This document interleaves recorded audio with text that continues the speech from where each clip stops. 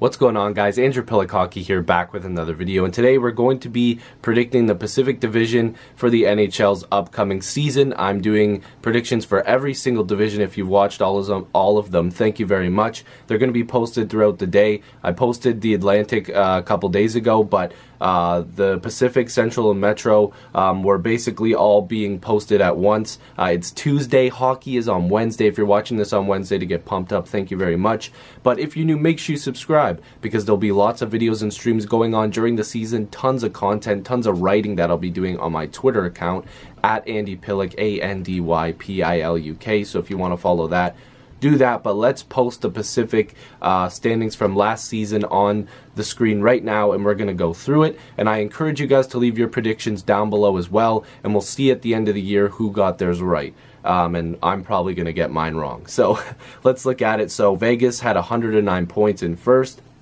Anaheim had 101. San Jose had 100. Los Angeles had 98. Calgary had 84. Edmonton had 78. Vancouver had 73. And Arizona had 70. So a lot of very good teams on this list, and it's going to be very hard for me to predict.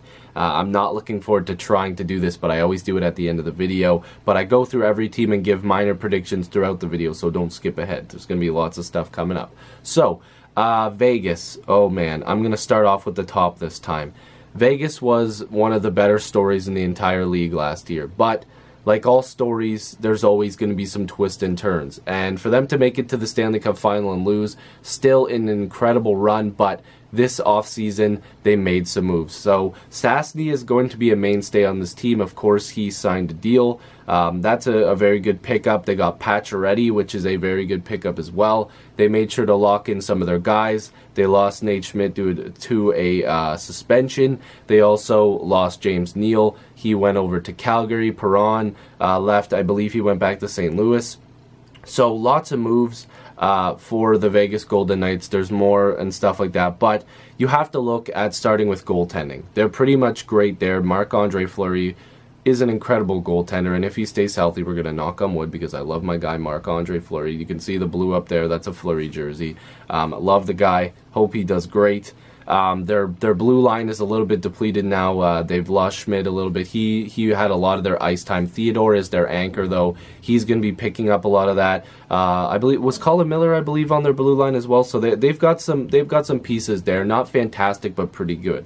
And of course, I mentioned some of their offense already, but they have guys like William Karlsson, who I believe will take a bit of a step back. I'm sorry. You know, we've got Marcia So in there, Halla, Tuck. They've got a lot of really good players that can score, and then Pacioretty, Stastny, of course. So Vegas should be pretty good this year. We'll get to their prediction later on. Anaheim.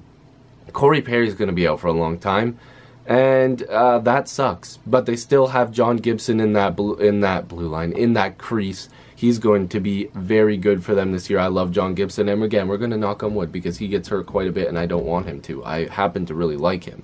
Of course, Anaheim's got a really good blue line. That's pretty solid. Their offense will always be solid in my eyes. And when you've got a guy like Getzlaf anchoring the offense there, you know you're in good hands. At the time of making this, I don't think Richie has a contract, so that's something that they're going to be looking at.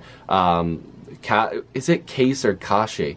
I always get that wrong. Sorry, Silverberg. They've got a lot of offense there, and Raquel, how could I forget? They've got a lot of offense, but I just don't know about Anaheim this year. We'll have to get to them later as well.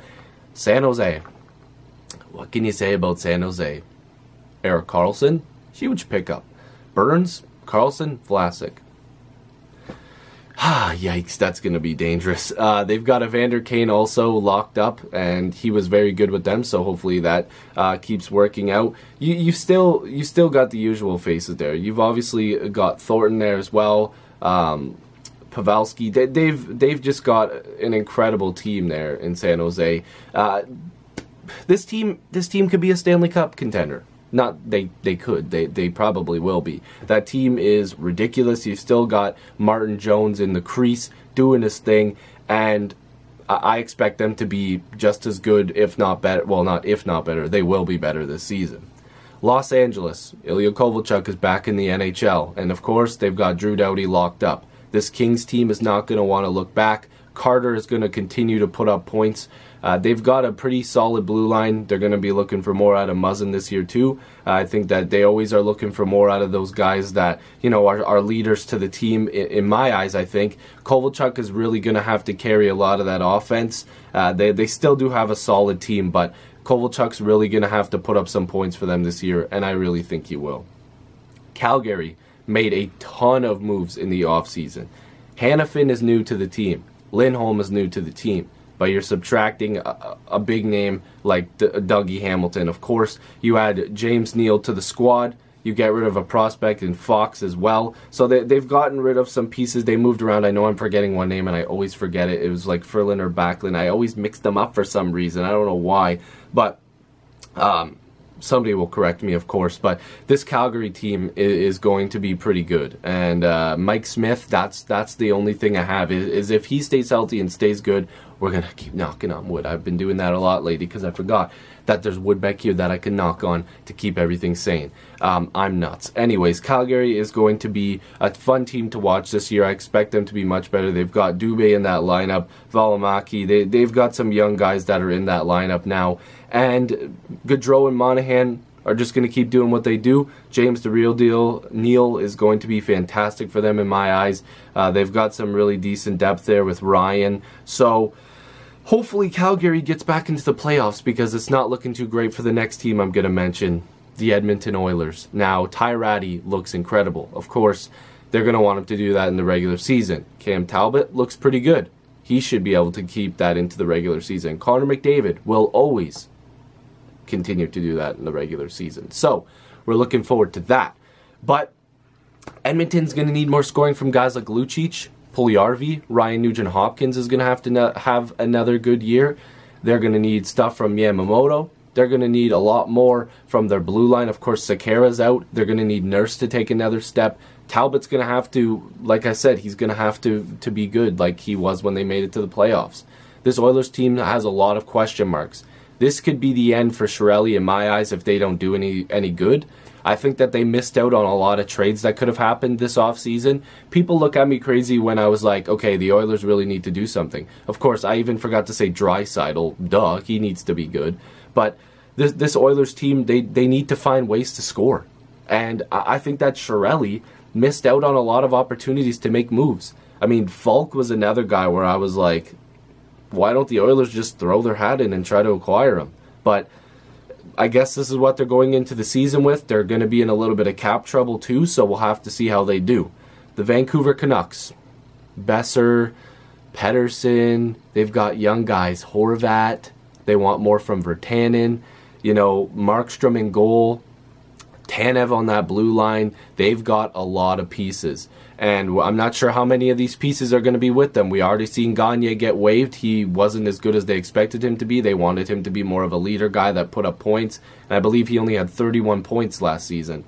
So this Vancouver team is in a transitioning period. They've got a lot of very, very good pieces. They've got good prospects that are coming up.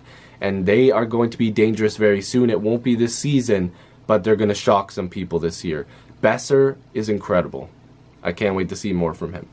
The Arizona Coyotes. Now, they made some moves too. They picked up Galchenyuk, of course, which was a pretty solid move in my eyes. They got Grabner, which is looking pretty good. I know they've made some other moves that, of course, I'm going to forget. Ranta, I really think he's going to take another step. I really think Ranta is going to be good for them, and Arizona could shock some people. Towards the end of the year, they were playing pretty good. And Keller, he looks like a player. Keller looks like he's going to be a force for them this year. And they're going to want a lot more from some of their younger guys too. I mean, they've got guys like Krause in there. And like I mentioned before, you're adding a lot of different pieces to this team, and I think they expect Galchenyuk to fit in real well. And I think he had a couple goals in one of the preseason games. So this Arizona team should be fun. And this is where I get to the predictions because, oh boy, this is going to be very interesting. This is the part that I just go with a gut feeling and try to pick who I think is going to be first, second, third, whatever. So I'm going with San Jose as number 1 in the Pacific. I'm going to go Vegas number 2, even though gut feeling tells me that they could either be a very good team or a bad team, and people are not going to like that, but that's what I view. So I got San Jose 1, Vegas 2. Whew, this is very hard. I'm going to go Los Angeles 3. I'm going to go Calgary 4, Anaheim 5. Then I'm going to go Edmonton 6. Oh man, no, Arizona. I don't know what to do now. Okay, I'm gonna go back. Maybe I will keep it the same though, because it's gut feeling. I gotta go off the gut. San Jose 1, Vegas 2, Los Angeles 3, Calgary 4, Anaheim 5, Edmonton 6, Arizona 7, Vancouver 8. And I could be wrong. I really could be wrong. That Arizona team could be very good, and Edmonton could be very bad. It's the same thing with some of these other teams. Calgary, Los Angeles, and Edmonton, in my eyes, are up in the air. Because if something goes wrong for them, if one of their stars or a couple of their stars are out, those teams could tank. Like, without McDavid, how good are the Oilers? Without Monahan and Gaudreau, how good is Calgary? Like, they're obviously good. They've got guys like Hamonic and Hanifin and all those guys on the blue line, and they've added in Neal. So that Calgary team could be much better than what I'm giving them credit for. Calgary could very well be in that third spot as well. So, hopefully you guys enjoyed this video. Leave your predictions down below. It was very difficult for me to predict these guys, but it's been a lot of fun. Like I said, just click the notification bell. Lots of streams of videos coming up. Make sure to subscribe. I'll see you guys in the next video or stream. Peace.